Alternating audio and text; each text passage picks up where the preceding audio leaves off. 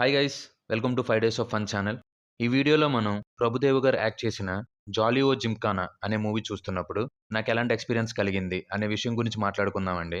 ఈ మూవీ ఎలా ఉంది అనే విషయం కన్నా, ఈ టైటిల్ కిందన సబ్‌టైటిల్‌గా 'నాన్ స్టాప్ నాన్‌సెన్స్' అని పడినప్పుడు అదేంట్రా కథ స్టార్ట్ అవ్వకుండానే ఇంత పెద్ద బాంబ్ పేల్చారు అని భయమేసిందండి. ఇన్‌ఫాక్ట్ ఆ పదాలు చూడగానే ఆపేసి ఇంకో మూవీ చూద్దాం అనిపించింది. కానీ మూవీ లెంత్ 2 అవర్సే కదా! చూసేద్దాంలే అని కంటిన్యూ చేశానండి. మూవీ స్టార్ట్ అవ్వడం క్యారెక్టర్స్ అన్నిటిని పరిచయం చేస్తూ, ప్రతి క్యారెక్టర్‌కి మంచి స్పెషాలిటీ పెట్టుకుంటూ, కొంచెం ఫన్నీగా అట్ ద సేమ్ టైమ్ పరిచయం అవుతున్న ప్రతి క్యారెక్టరు కూడా మనకు రిజిస్టర్ అయ్యేలాగా చాలా రాసుకున్నారండి. అన్ని క్యారెక్టర్స్ ఇంట్రడక్షన్ అయిపోయాక మెల్లగా స్టోరీ స్టార్ట్ చేసి, అక్కడికి చాలా తక్కువ టైంలోనే కథలో కాన్‌ఫ్లిక్ట్ పాయింట్‌ని కూడా ఇంట్రొడ్యూస్ చేసేస్తారు. ఇంకా అక్కడి నుంచి మన కథలో క్యారెక్టర్స్ వాళ్ళకొచ్చిన ప్రాబ్లమ్‌ని సాల్వ్ చేసుకోవడం కోసం ఏం చేశారు? అండ్ ఆ ప్రాసెస్‌లో ప్రభుదేవా గారు ఈ కథలోకి ఎలా ఇన్వాల్వ్ అయ్యారు అనేది చాలా స్పీడ్‌గా అట్ ద సేమ్ టైమ్ చాలా బాగా ఎస్టాబ్లిష్ చేశారు. ప్రభుదేవా గారు ఎంటర్ అయ్యాక కథ ఎలా టర్న్ అయింది? ఆ కథలో క్యారెక్టర్స్ వాళ్ళ ప్రాబ్లమ్‌కి సొల్యూషన్స్ ఎలా వెతుక్కున్నారు అనేది ఫస్ట్ హాఫ్‌లో చాలా బాగా ఎస్టాబ్లిష్ చేస్తూ మంచి పాయింట్‌లు ఇంటర్వెల్ ఇచ్చారండి డైరెక్టర్ గారు. ఇంక సెకండ్ హాఫ్ అంతా కూడా ఒక కన్‌ఫ్యూజన్ కామెడీలా డిజైన్ చేశారండి డైరెక్టర్ గారు.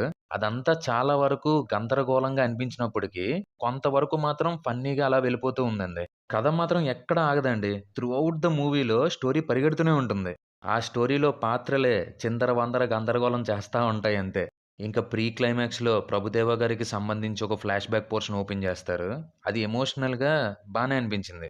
ఆ పోర్షన్ ఆఫ్ ద మూవీలో తీసుకున్న పాయింట్ కొంచెం కొత్తదే అయినప్పటికీ, దాన్ని డీల్ చేసిన విధానం మాత్రం కొంచెం రొటీన్‌గానే ఉంటుంది. ఇంక మళ్ళీ క్లైమాక్స్‌ని కన్‌ఫ్యూజన్ కామెడీతో గోల చేశారు.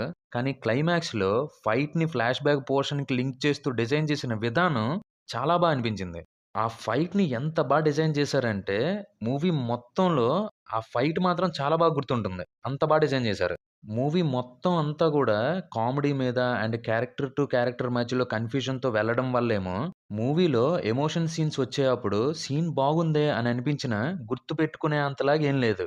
మూవీలో విలన్ పోర్షన్స్‌ని ఇనీషియల్‌గా చాలా బాగా సీరియస్‌గా చూపించినప్పటికీ, లాస్ట్‌కొచ్చేసరికి గాలి తీసేసారనిపించింది. టెక్నికల్‌గా మూవీ ఓకేగానే ఉందండి. సినిమాటోగ్రఫీ కానీ, ప్రొడక్షన్ వాల్యూస్ కానీ, కథకి ఎంత పెట్టాలో అంతే పెట్టారు. కానీ మ్యూజిక్ మాత్రం ఈ మధ్య వస్తున్న చాలా మూవీస్‌లానే సాంగ్స్ ఏమాత్రం భరించలేకుండా ఉన్నాయండి. Non sync and worst tunes అసల.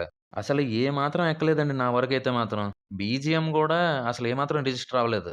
ఓవరాల్‌గా నా వరకు డైరెక్టర్ గారు ఫస్ట్ హాఫ్‌లో రాసుకున్న క్యారెక్టర్స్ అండ్ వాటికి పెట్టుకున్న డీటెయిలింగ్స్ సూపర్‌గా అనిపించినప్పటికీ, సెకండ్ హాఫ్‌లో గందరగోళం ఎక్కువైపోవడం వల్ల, అలా పాసిబుల్ ఎంటర్‌టైనర్‌గానే మిగిలిపోయిందండి. అదండి 'జాలీ ఓ జిమ్‌ఖానా' అనే మూవీ చూస్తున్నప్పుడు నాకు కలిగిన ఎక్స్‌పీరియన్స్. ఇంకో మూవీ ఎక్స్‌పీరియన్స్‌తో మళ్ళీ మీ ముందుకొచ్చేస్తాం. Until then stay safe and be happy. By.